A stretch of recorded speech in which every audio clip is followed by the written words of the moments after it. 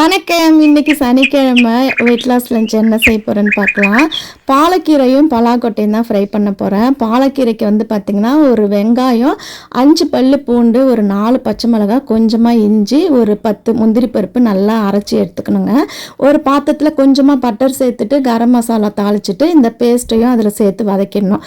அப்புறம் கொஞ்சம் ஒரு 200 ml தயிரையும் மிக்ஸ் பண்ணிவிட்டு லைட்டாக கொதி வந்த பிறகு இந்த வேக வச்சுருக்க கீரையும் அதில் மிக்ஸ் பண்ணிட வேண்டியதான். பலாக்கொட்டை எப்போதும் போல் சாம்பார் பொடி சேர்த்து ஃப்ரை பண்ணிட்டேன். இது வந்து சப்பாத்திக்கு தொட்டு சாப்பிட்டிங்கன்னா சூப்பராக இருக்கும்.